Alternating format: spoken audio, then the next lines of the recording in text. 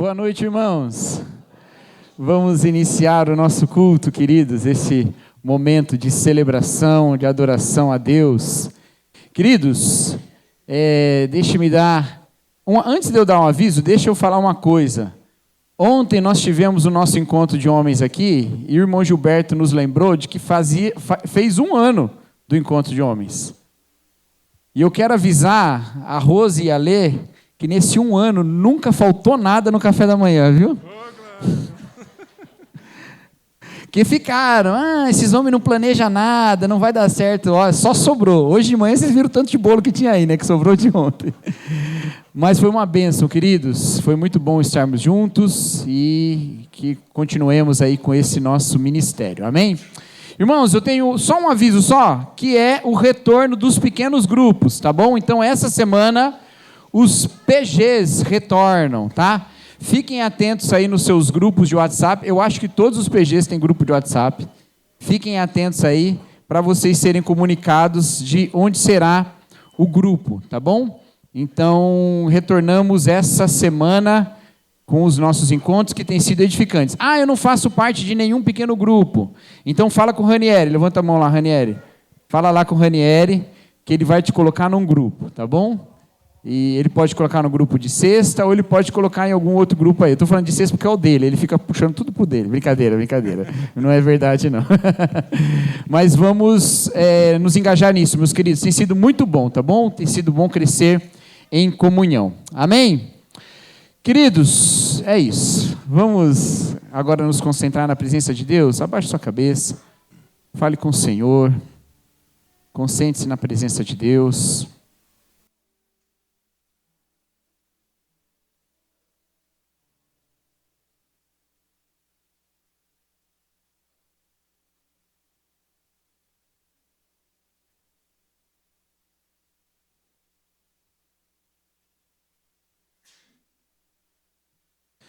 Fale com o Senhor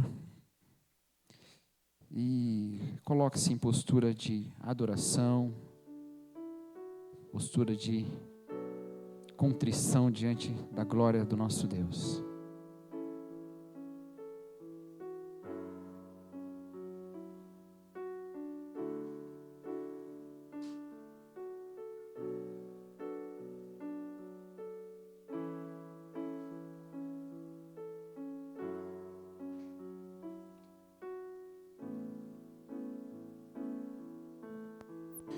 Senhor nosso Deus, louvamos o Teu nome, Pai, pela glória que o Senhor tem, pela Sua santidade perfeita, absoluta, pela Sua justiça, porque o Senhor é o Senhor sobre todo o universo e governa todas as coisas com amor, bondade e justiça. Nós queremos engrandecer o Seu nome, ó Pai, nessa noite, como corpo, como família, como parte da igreja de Cristo espalhado pela terra, reunida neste lugar. Que o Senhor seja exaltado essa noite, ó Pai, e seja exaltado também no nosso viver a cada dia. Essa é a nossa oração em nome de Jesus Cristo. Amém. Amém. Quero convidá-lo a ficar em pé, se você pode.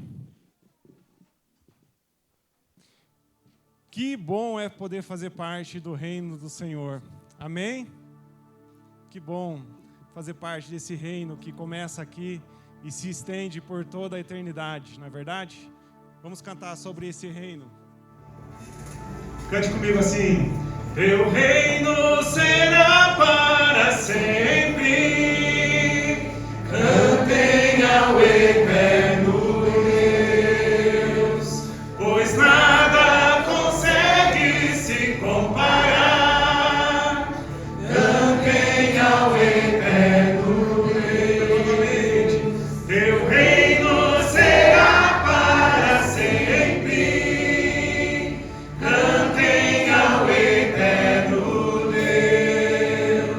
Pois nada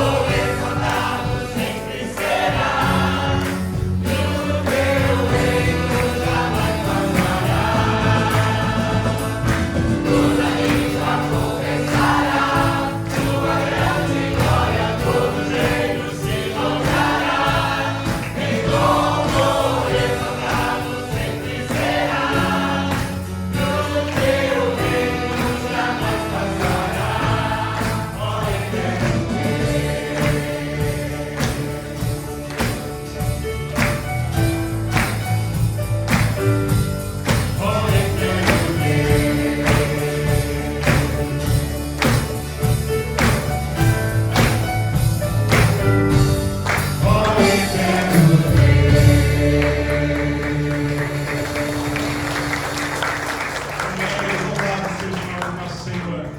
O nosso Salvador é maravilhoso. E a música que cantaremos, já pensando na ceia do Senhor, diz que o Senhor jamais cansa de nos amar. Que maravilha saber que o Senhor jamais se cansa de nós, que Ele nos ama com amor eterno e amor que um dia Ele derramou lá na cruz pela minha vida e pela sua vida. Que reflitamos sobre esse grande amor e exaltemos o nome dEle, porque Ele merece todo o nosso louvor e a nossa adoração.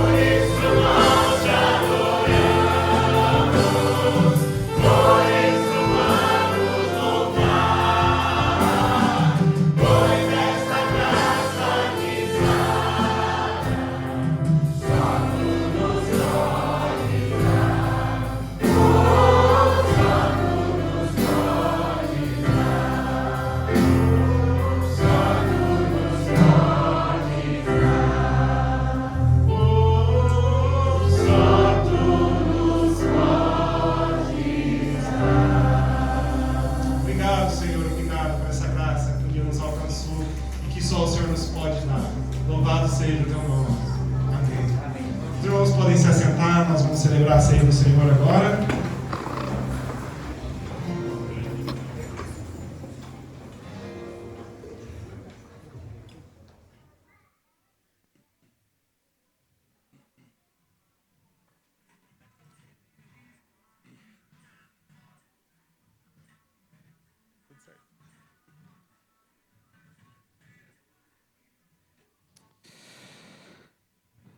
Amém. Nosso Salvador maravilhoso Amém. está aqui presente entre nós. Amém? Nós vamos agora participar da ceia do Senhor, desse momento de reflexão e de confissão e profissão da nossa fé em Jesus Cristo, cumprindo aquilo que a palavra de Deus nos fala, que quando comemos do pão e bebemos do cálice, anunciamos a morte do Senhor até que Ele venha. Participamos da ceia, meus queridos, afirmando o nosso pertencimento ao corpo de Cristo. Pertencimento que tem como marca inicial o nosso novo nascimento, proclamado no batismo. Fazemos parte desse corpo, somos batizados em um só corpo, em um só batismo, como fala o apóstolo Paulo lá em Efésios capítulo 4. Mas somos constantemente lembrados disso, ao comermos do pão e bebermos do cálice. Porque estes elementos nos lembram do corpo de Cristo preso na cruz do Calvário. O pão nos remete ao corpo de Cristo. Os cálices nos lembram do sangue derramado na cruz do Calvário. E com isso nós afirmamos e nos lembramos de que nós também somos parte de um corpo. O corpo de Cristo, que tem Cristo por cabeça. Ele é que nos governa. Ele é que nos guia e nos orienta. E é Ele que nós obedecemos. A ceia do Senhor nos traz essa afirmação de que somos ligados a Cristo, que é a cabeça do corpo, e que somos ligados uns aos outros, porque somos membros de um mesmo corpo. Nós todos membros de um mesmo corpo. Então, como nós participamos da ceia? Com essa profunda compreensão. Por isso, a ceia do Senhor é antecedida por aquilo que o apóstolo Paulo chama lá em 1 Coríntios de um exame de si mesmo. Examine-se, pois, o homem a si mesmo, então coma do pão e beba do cálice. Esse exame, meus irmãos, nada mais é do que uma reflexão sobre as condições dessa nossa união. Como está a minha união com Cristo? Como está a minha vida em obediência ao cabeça que é Cristo? Como está a minha identidade em correspondência ao fato de que eu sou o corpo de Cristo? As minhas ações correspondem àquilo que o cabeça quer fazer? A forma como o meu corpo age no mundo representa o fato dele ser parte do corpo de Cristo? Refletimos nisso, nesse autoexame. E refletimos também na união com os outros membros. Como eu estou com meu irmão? Estou eu em união com meu irmão? Estou numa vida de reconciliação com meu irmão? Há algo que nos divide? Há algo que nos separa? Essa reflexão é importante. É muito importante. É de suma importância. Porque a palavra de Deus nos diz que aquele que come sem discernir o corpo, come e bebe para a própria condenação. Então talvez agora você se sinta tentado. Eu não vou participar da ceia. Com Deus está tudo bem, mas com meu irmão está mais ou menos. Com Deus minha relação está firme, mas com meu irmão está estremecida.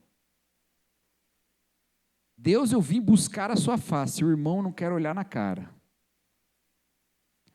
Se esse é o seu caso, eu digo para você, coma do pão e beba do cálice, mas antes se arrependa, confesse ao Senhor e se comprometa a restabelecer o seu vínculo com o seu irmão.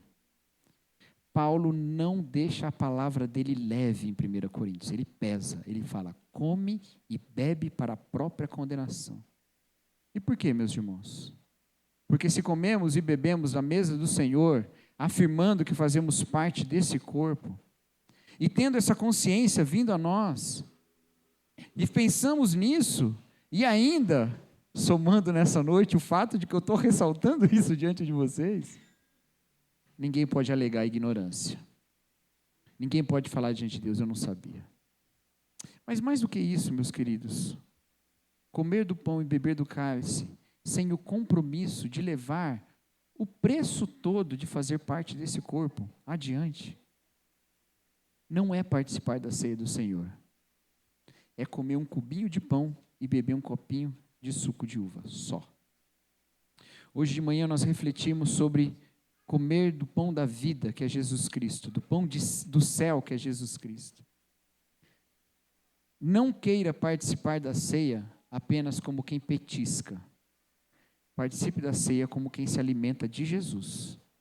E isso exige restauração constante da nossa relação com Deus e da nossa relação com os nossos irmãos. Vamos fazer isso então, meus queridos? Vamos fazer o autoexame? Lembre-se, eu não falei isso, eu preciso falar. Quando Paulo fala come e bebe para a própria condenação, ele não está dizendo, então, se for assim, não coma. Ele diz, examine-se o homem a si mesmo, então, coma do pão e beba do cálice. Ele não fala, vê se dá para comer. Não, examine-se e coma. Por quê? Porque o que condena não é um cubinho de pão. O que condena é o pecado. A condenação é do pecado. Se você escolhe diante da mesa do Senhor acalentar o pecado, ao invés de participar da ceia com o compromisso de restaurar as suas relações, então você está escolhendo o pecado. Eu quero só que você saiba disso. Não. A gente não faz aquele negócio assim, quem está em condição fica de pé, quem não está em condição fica sentado. Não. Você tem que estar em condição, fica em condição. Qual é essa condição? Do perfeito? Não. Do que reconhece o seu pecado e confessa diante de Deus. E se compromete a não viver mais no pecado. Amém, queridos? Eu falo essa palavra dura e dou esse sorriso no final, que é para você achar que... né? Mas é para viver isso. Amém? Vamos fazer isso então, queridos? De maneira honesta, eu diria brutalmente honesta. Examine-se e confesse diante do Senhor tudo aquilo que você tem para confessar. Aí depois você levanta a sua cabeça, abre os seus olhos, coma do pão e beba do cálice, celebrando o perdão que você tem em Jesus. Porque há perdão. Amém? Vamos fazer isso então.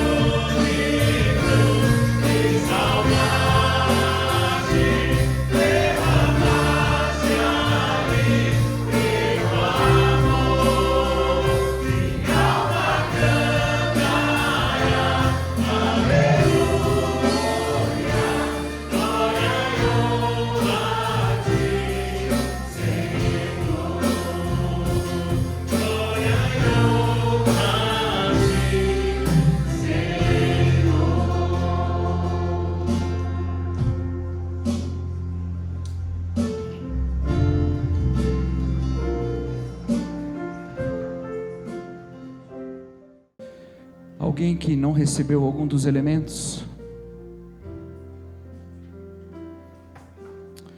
Oremos então.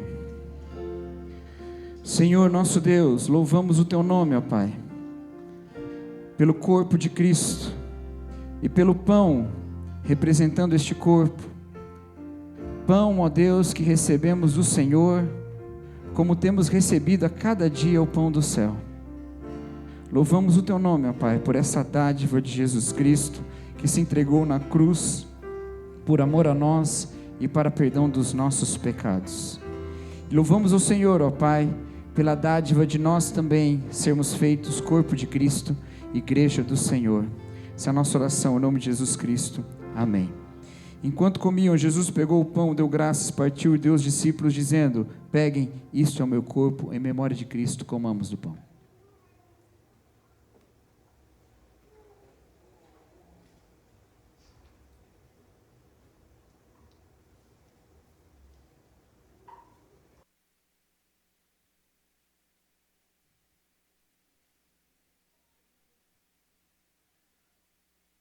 Oremos. Damos graças, Senhor, pelo cálice, representando o sangue de Jesus derramado na cruz do Calvário, que de uma vez por todas, ó Deus, pagou o preço do pecado e nos restaurou e regenerou para uma vida de reconciliação contigo. Agradecemos, ó Deus, por este perdão e por este sacrifício. Pedimos, ó Pai, que o Senhor nos sustente com fidelidade, para que, se for exigido que derramemos o nosso sangue por amor do Senhor e dos nossos irmãos, façamos sem hesitação. Essa é a nossa oração em nome de Jesus Cristo. Amém. Em seguida pegou o cálice, deu graças, ofereceu aos discípulos e todos beberam dele. Em memória de Cristo, bebamos do cálice.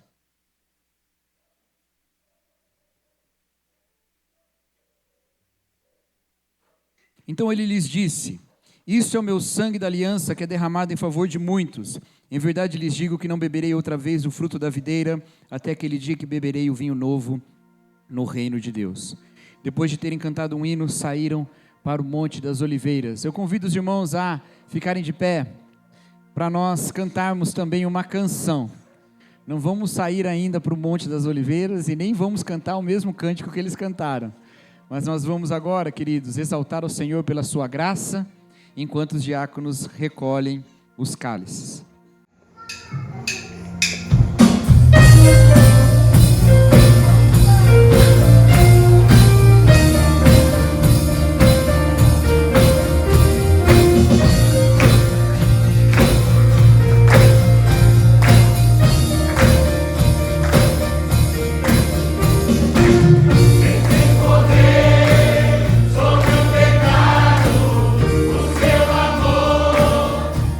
Poderoso.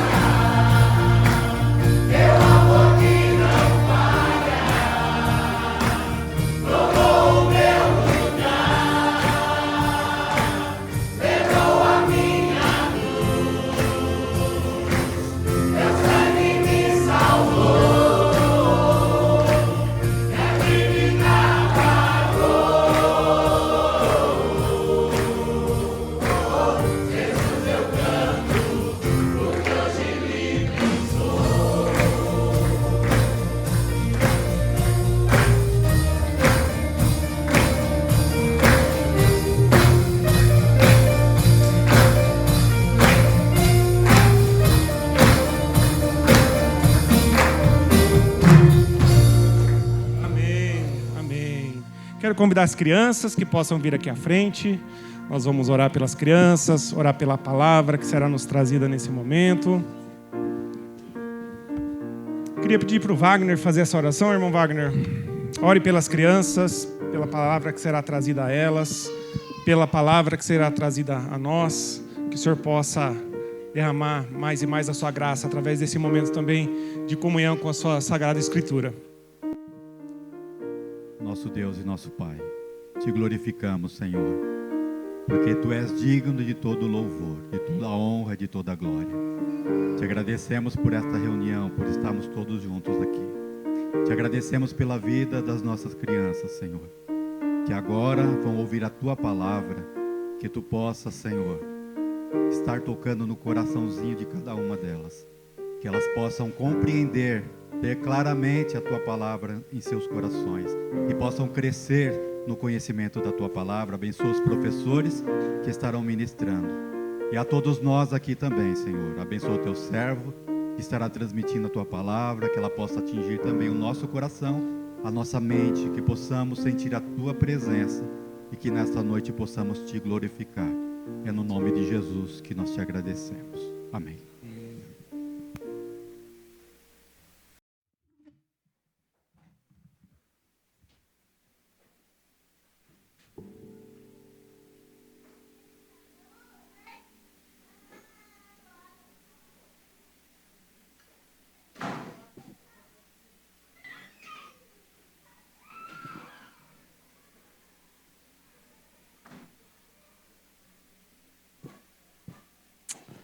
Amém.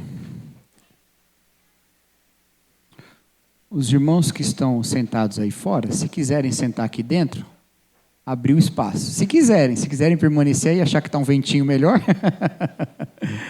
tem ali, ó, tem 3 assentos aí, né, Robson? 4? Ah, a Sara foi também, né?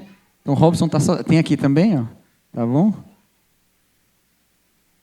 As cadeiras, né? Vamos começar hoje a campanha agora para a gente derrubar essa parede, fazer o templo para lá. Amém, queridos. Eu convido os irmãos a abrirem suas Bíblias no segundo livro do profeta Samuel, 2 Samuel. Samuel que foi profeta, sacerdote, juiz em Israel. Esses livros carregam o nome dele pela centralidade de sua personagem, especialmente no primeiro livro. Contudo, não foi ele que escreveu esses livros, tá? Uma vez que Samuel morre ainda no primeiro livro. A não ser que alguém acredita que ele entregou esse livro depois. Alguma outra pessoa escreveu o resto da história, tá bom? Inclusive, a história que nós vamos falar agora, já todo o livro de 2 Samuel, é um livro que se passa já depois da morte de Samuel, né? 2 Samuel, capítulo 9. Abre aí a sua Bíblia, 2 Samuel, capítulo 9.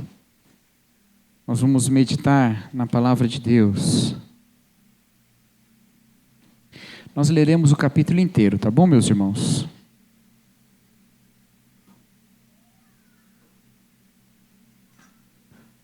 Nós leremos todo esse capítulo 9 de 2 Samuel. Diz assim a palavra de Deus. Certa ocasião, Davi perguntou: resta ainda alguém da família de Saul a quem possa eu mostrar bondade por causa da minha amizade com Jonatas? Então chamaram Ziba, um dos servos da casa de Saul, para que se apresentasse a Davi. O rei lhe perguntou: você é Ziba? Sou teu servo, ele respondeu. O rei perguntou-lhe: resta ainda alguém da família de Saul a quem eu possa mostrar bondade de Deus? Ainda há um filho de Jonatas, aleijado dos pés, respondeu. Onde está ele? Perguntou o rei. Ziba respondeu: na casa de Maquir, filho de Amiel, em Lodebar. Então o rei Davi mandou trazê-lo de Lodebar. Quando Mefibosete, filho de Jonatas e neto de Saul, compareceu diante de Davi, prostrou-se com o rosto em terra. Mefibosete? Perguntou Davi. Ele respondeu: eis aqui teu servo. Não tenha medo, disse-lhe Davi, pois é certo que eu o tratarei com bondade por causa de Jonatas, seu pai. Vou devolver-lhe todas as terras que pertenciam ao seu avô Saul, e você comerá sempre à minha mesa. Mefibosete prostrou-se e disse: quem é teu servo para que te preocupes com um cão morto como eu? Então o rei convocou Ziba, servo de Saul, e disse-lhe: Devolvei ao neto de Saul, o seu senhor, tudo que pertencia a ele e à família dele. Você, os seus filhos, os seus servos, cultivarão a terra para ele. Você trará a colheita para que haja provisões na casa do neto do seu senhor. Mefibosete, porém, comerá sempre à minha mesa. Ziba tinha 15 filhos e 20 servos. Então Ziba disse ao rei: o teu servo fará tudo o que o rei, meu senhor, ordenou. Assim Mefibosete passou a comer à mesa de Davi, como se fosse um dos filhos do rei. Mefibosete tinha um filho ainda jovem, chamado Mica. Todos os que moravam na casa de Ziba tornaram-se servos de Mefibosete. Então Mefibosete, que era aleijado dos pés, foi morar em Jerusalém, pois passou a comer sempre à mesa do rei.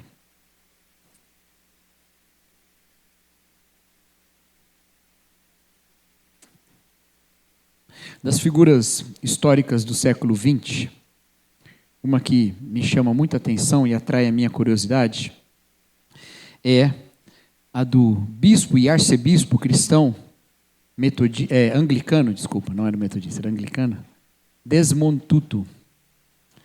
Desmond Tutu foi arcebispo da igreja na África do Sul. Na sua atuação durante o período do apartheid, ele agiu buscando o fim daquele regime. O apartheid era o regime que separava os brancos e os negros na África do Sul, fazendo assim uma distinção, não só uma distinção ali geográfica, mas também bastante violenta. Muitos grupos agiram para tentar pôr fim ao apartheid, e na verdade a comunidade internacional inteira se opôs ao apartheid em determinado momento. Mas esses grupos também eram combatidos muito violentamente. Desmond Tutu, como um sacerdote cristão, agia buscando o fim desse regime. Ele mesmo, um homem negro. Até que, no início da década de 90, o regime do apartheid terminou. E a grande celebração do fim desse regime foi a eleição para presidente da República da África do Sul, o Nelson Mandela. Também cristão, esse sim metodista. E marcou-se ali o fim daquele regime. Aqueles que antes eram segregados, agora estavam no poder. Nelson Mandela e Desmond Tutu agiram juntos por muitos anos. Mas uma das coisas que marcou esse período de fim do apartheid e início desse novo governo é que o discurso trazido ali na África do Sul naquele momento, o discurso oficial vindo da presidência da República e também de outros líderes ali, era o de que a África do Sul precisava de paz, precisava de reconciliação. Porque havia um certo medo de que, ao mudar um regime antes governado pelos brancos descendentes dos antigos colonizadores, para agora um regime governado pelos negros, é que haveria uma espécie de vingança. Mas não foi isso que aconteceu. O governo do Nelson Mandela é marcado por uma tentativa de pacificação, uma pacificação bem sucedida até certo ponto. E o Desmond Tutu era uma voz defendendo também essa pacificação. Ele defendia a ideia de verdade e reconciliação. A ideia de que aquilo que ficou para trás precisa ser trazido à tona para que haja perdão de fato. Precisa saber o que é que aconteceu, precisa saber as violências, precisa saber os crimes, precisa saber a maldade, para que possa haver reconciliação, verdade, perdão.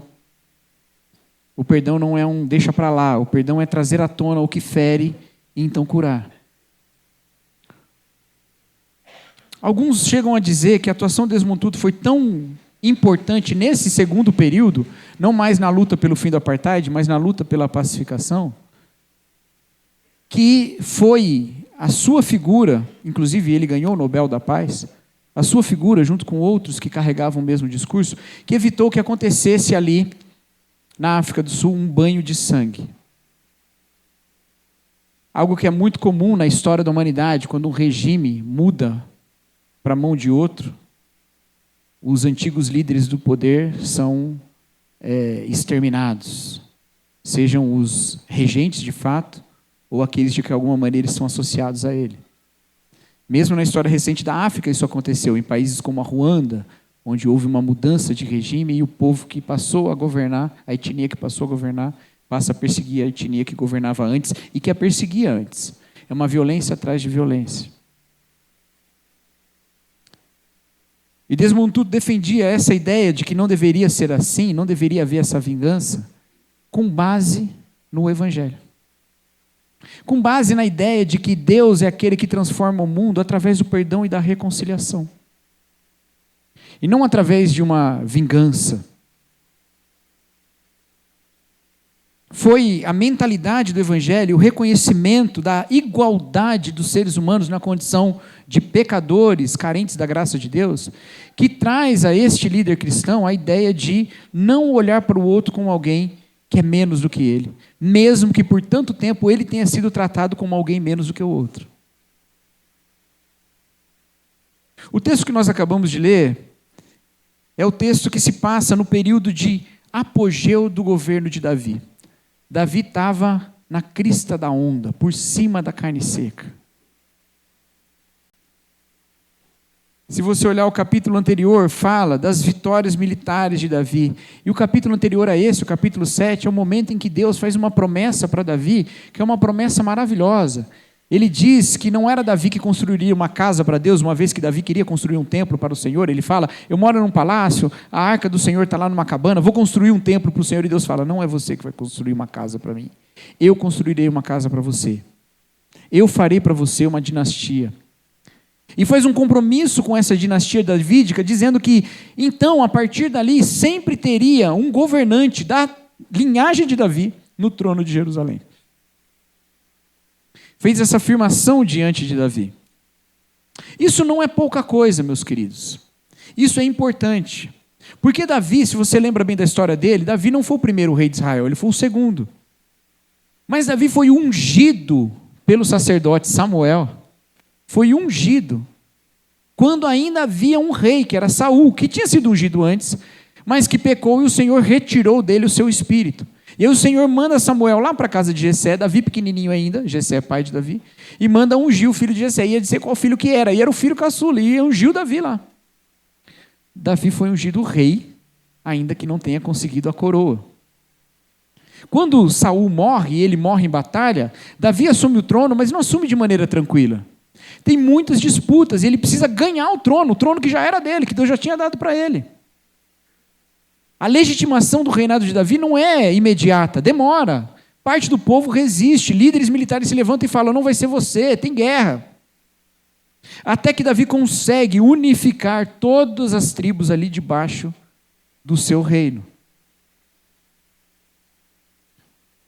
E depois disso ele recebe a confirmação de Deus mesmo, de que o Senhor estava com a sua linhagem. Lembra, Davi não era filho de Saul. A dinastia de Saul não existiu, só foi Saul, não teve sequência. Começou uma nova dinastia, a dinastia de Davi, que vai reinar nesse período de Israel unificado com Davi e Salomão, e depois vai reinar no reino de Judá do sul. Sempre é um rei, um governante descendente de Davi. A mesma dinastia governou por todo o tempo em que existiu o reino do sul, enquanto o reino do norte foi uma confusão. Então agora Davi recebe uma confirmação divina dizendo, olha, o seu reino é um reino. Esse reino não vai ter fim. Vai ser sempre para sempre, vai ser sempre no trono o filho de Davi reinando. E não há motivo para eu fazer mistério aqui e guardar o plot twist para o final. Você sabe que esse filho de Davi que reina para sempre é Jesus Cristo. Aquele que está no trono eternamente, o reino que jamais terá fim. Filho de Davi, descendente de Davi. Então Davi agora, tendo vencido toda a oposição, tendo estabelecido o seu governo, recebe de Deus uma palavra dizendo que é isso mesmo, você é o rei, e depois de você vai vir seu filho vai fazer um templo para mim, e depois sempre terá um monarca davídico no trono. Davi agora poderia iniciar o seu processo de vingança. Porque durante o reinado de Saul, Davi foi perseguido, muito perseguido. Muitas vezes Saul tentou matar Davi. Ele teve que fugir, ele teve que correr, ele teve que ficar pulando de lugar em lugar, dormindo em caverna, escapando, fugindo, para não morrer na mão de Saul, seu inimigo. Agora mudou a dinastia, mudou o governo. Alguém olhando de fora até poderia dizer que foi um golpe de Estado, porque não está por dentro das conversas de Deus com Davi. E Davi agora assume o trono, e agora ele está na posição, e ele está no período militar mais poderoso de Israel. Goldingay chega a dizer que Davi estava agora num pequeno império. Pela primeira vez era um pequeno império. Israel não era mais um estado vassalo, ele era um estado em si, um império. Com todo esse poder na mão, Davi poderia ir atrás de cada último representante de Saul e exterminá-lo. E havia razões políticas para isso. Alguém poderia dizer que o rei legítimo era algum herdeiro de Saul. E requerer o trono. E esse tipo de conversa pode não ter muita atração no início, mas pode depois, conforme as insatisfações vão crescendo contra o rei atual, alguém pode se unir e falar, tem razão, era melhor que o neto de Saul assumisse aqui. E começar a juntar um grupo e fazer uma revolução e derrubar Davi. Ele poderia ter feito isso. Isso aconteceu na história da humanidade, e eu não estou falando só do passado longínquo, não. Recentemente essas coisas aconteceram. Mas aí Davi toma essa atitude aqui no capítulo 9. Ele diz, ele pergunta, né? Ainda tem alguém da casa de Saul, ou seja, da família de Saul, para quem eu possa mostrar a bondade por causa da minha amizade com Jonatas. Jonatas era o filho de Saul, amigo íntimo de Davi, grande amigo de Davi, que morreu na mesma batalha que o pai. Davi então pergunta, alguém da casa de Saul para quem eu possa fazer o bem? Isso não é comum na história da humanidade. Alguém da família do rei deposto a quem eu possa fazer o bem? Não, Davi, você está maluco? Alguém poderia dizer. Ninguém disse, né? É surpreendente também. Mas alguém poderia dizer, Davi, você está maluco? Você vai fazer o bem para esse povo que pode a qualquer momento puxar o tapete e sentar no trono? Mas Davi é movido não pelo ódio que foi desferido contra ele por Saul, mas pelo amor que ele recebeu através do filho de Saul, Jonatas. Este descendente de Saul encontrado, chamado Mefibosete, ele é o neto de Saul, filho de Jonatas. Ele é alguém da casa de Saul. Ele poderia ser alguém morto pelo atual rei. Mas Davi prefere não olhar para ele como neto de Saul, mas olhar para ele como filho de Jonatas. Ele era o quê? Neto de Saul ou filho de Jonatas? Os dois. E ele escolhe deixar que a sua ligação com o amigo amado falasse mais alto do que a sua ligação com o rival que o odiava. Essa história é muito bonita. Mefibosete tinha um problema nas pernas, ele caiu quando ainda era bebê. Quebrou as pernas, e sabe que naquela época não tinha os recursos ortopédicos que a gente tem hoje para botar a perna no lugarzinho, né? Ainda mais quando é criança, que restaura tudo rapidinho, né? A gente, qualquer coisa que quebra já não volta mais do jeito que é. Mas não tinha isso, então quebrou ali, ou você morre, ou se der sorte, não morre, que é o caso de Mefibosete. E sendo alguém que tinha servos, Ziba era servo ali da casa de Saul, ele ainda foi poupado disso. De alguma maneira, era descendente do antigo rei. Mas, de qualquer forma, vivia uma vida distante daquela glória. Davi manda chamar, então, Mefibosete. Chama Ziba primeiro, depois chama Mefibosete. Mefibosete chega. E talvez tenha chegado com medo de ser morto, e talvez tenha chegado até com a expectativa e esperança de ser morto, sinceramente, porque a maneira como ele fala de si mesmo, ele fala que ele é um cão velho, né? Não parecia que ele tinha muito apreço por si mesmo. Mas Davi o surpreende dizendo que ele vai comer da mesa do rei agora. Ele vai comer da mesa do rei. Meus irmãos, essa história é maravilhosa, porque essa é a história de todos nós. Todos nós somos Mefibosete. E Jesus Cristo é o nosso rei davídico. Mas nós não somos só Mefibosete, nós também somos Saul. Todos somos Saul. Da mesma maneira que Saul tentou matar Davi, nós também somos aqueles pelos quais Jesus Cristo foi morto, pelos nossos pecados. Assim como Saul era inimigo de Davi, assim também nós vivíamos em inimizade para com o nosso Deus. Vivíamos em inimizade para com o nosso Senhor Jesus Cristo. Mas o Senhor olha para nós e escolhe não olhar para nós como sendo os herdeiros dos soldados que pregaram os cravos às mãos de Cristo. Ele resolve olhar para nós como a imagem de Deus. E nós, Jesus Cristo, não viu a imagem dos soldados romanos, ele viu a imagem de Deus.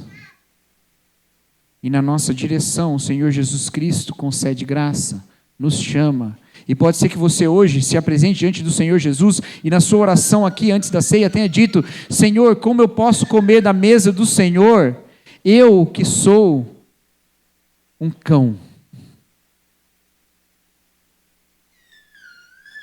E o Senhor fala: não, você é da minha família, você come na minha mesa. É como se Jesus falasse: existe alguém da comunidade dos pecadores a quem eu possa amar por amor ao Pai.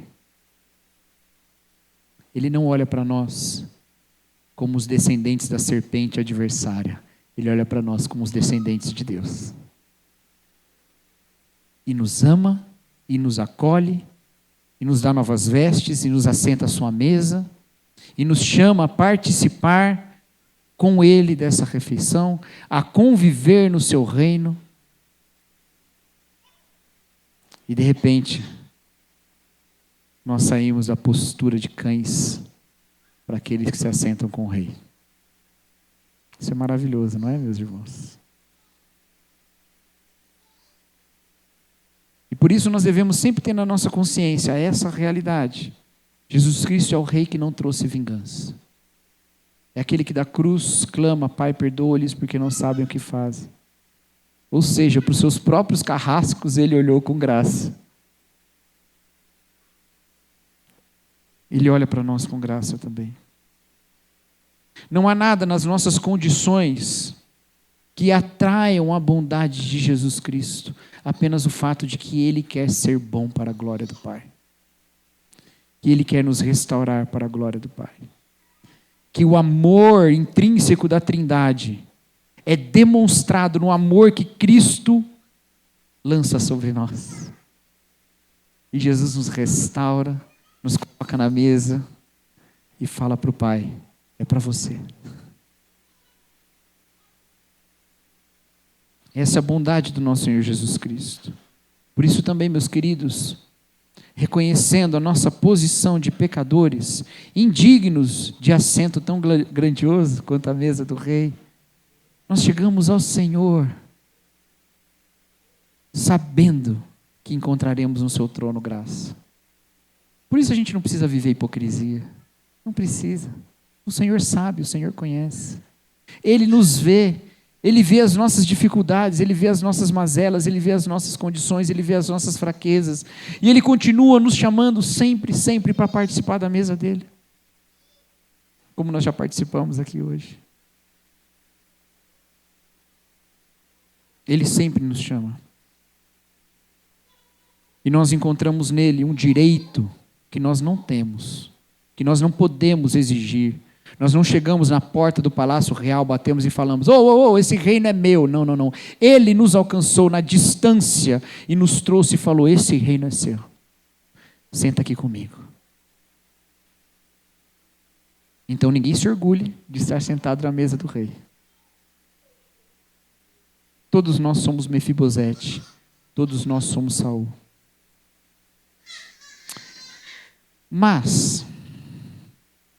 todos nós também somos Ziba. Todos nós somos Ziba. O Senhor Jesus nos salvou e nos colocou na sua mesa. Mas o olhar de graça que Ele lança sobre nós deve direcionar o nosso olhar aos outros com graça. Entendeu? Porque a mesma escolha que está diante de Jesus está diante de nós. Eu posso olhar para a humanidade como os descendentes da serpente, pecadores, maldosos, que fazem o mal. Ou eu posso olhar como aqueles para quem Jesus Cristo derramou graça na cruz. Aqueles que Deus quer trazer para a sua convivência. Alguém da família da humanidade em quem eu possa fazer o bem por amor a Cristo. Alguém da família dos pecadores a quem eu possa fazer o bem por amor a Cristo. Davi então chama esse antigo servo de Saul, Ziba, e fala: você vai servir Mefibosete. E Ziba olha para o seu rei e diz: Senhor, será feito como o Senhor quer. E passa a servir Mefibosete e a sua família. E toda a família de Ziba vai fazer isso. Nós também, queridos. Nós não podemos nos dar ao luxo de olhar para aqueles que Cristo ama e falar: eu é que não vou servir eles. Eu é que não vou fazer o bem para eles. Eu que não vou estender minha mão para eles. Pecadores, indignos, malditos, eu não vou. Não, meus irmãos. O Senhor Jesus Cristo nos coloca na missão de servir aqueles que Ele ama. E quem Ele ama? A humanidade, porque Deus amou o mundo. Nesse mundo de guerras e de conflitos, em que a gente rapidamente despreza o outro, rapidamente olha para o outro como o filho do nosso inimigo, nós somos chamados para olhar para o outro como o filho do nosso amigo, como o filho do bom Deus, como imagem de Deus. Porque ele não lembra que é a imagem de Deus. Mefibosete não lembra da glória que ele tinha lá na corte de Saul, porque ele foi tirado dessa corte ainda muito bebezinho. Mas Davi reconheceu isso nele. E Ziba reconheceu isso também. E nós devemos também servir o próximo. Devemos olhar para os outros como aqueles que são dignos do amor de Deus, da bondade de Deus. No versículo 3, Davi diz assim: resta ainda alguém da família de Saul a quem eu possa mostrar a bondade de Deus. Reparou? Na primeira vez que ele fala, ele não diz isso, lá no versículo 1. Mas no versículo 3 ele fala.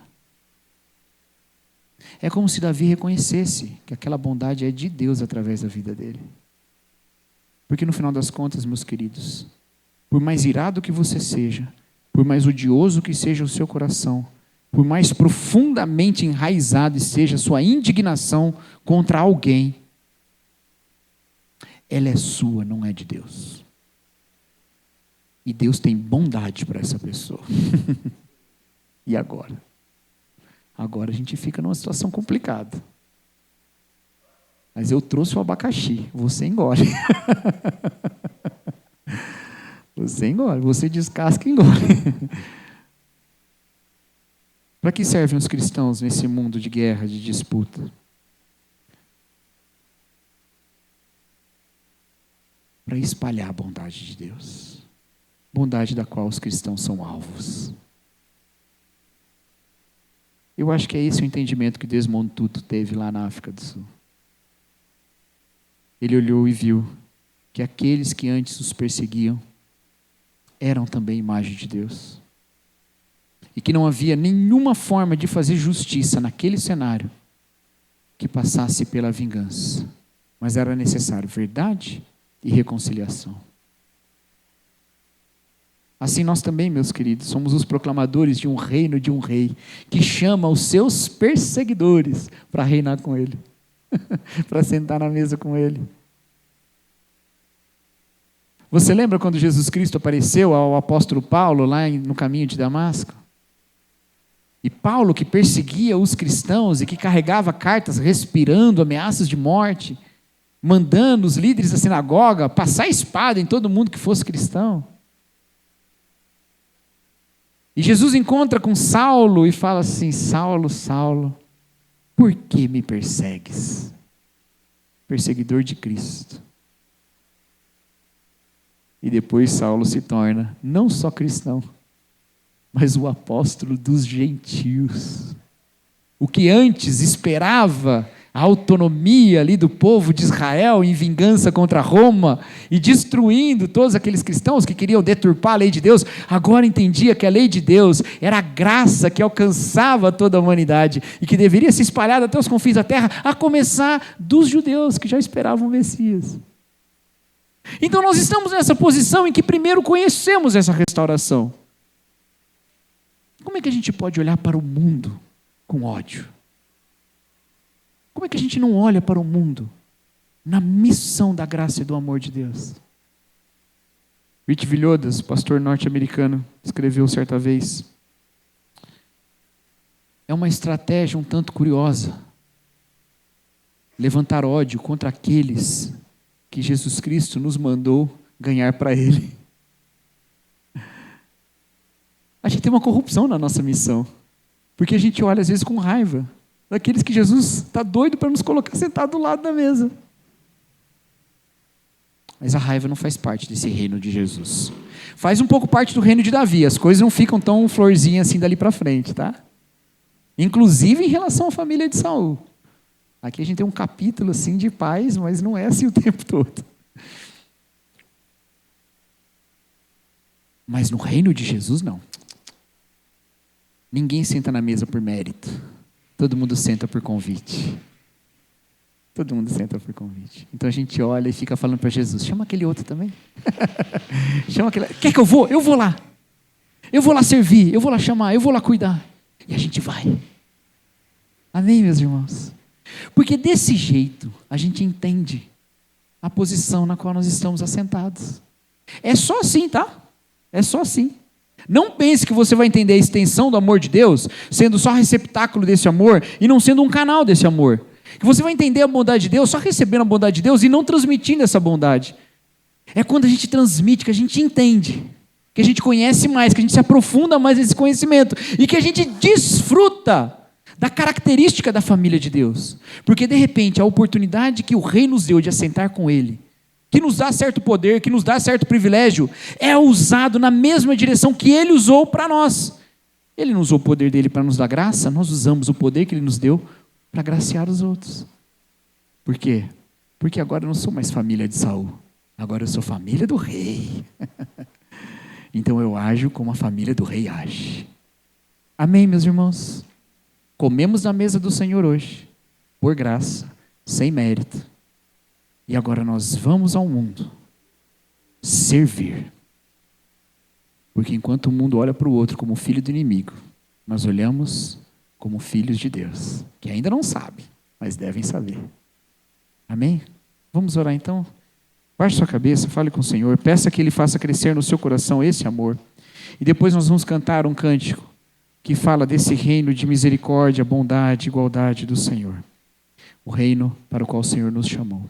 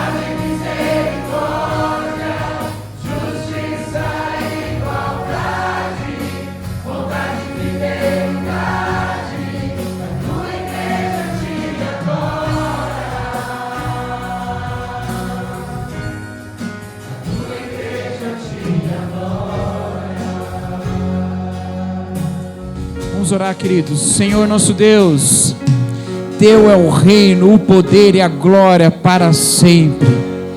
Nós nos submetemos ao Seu reinado, ó Pai.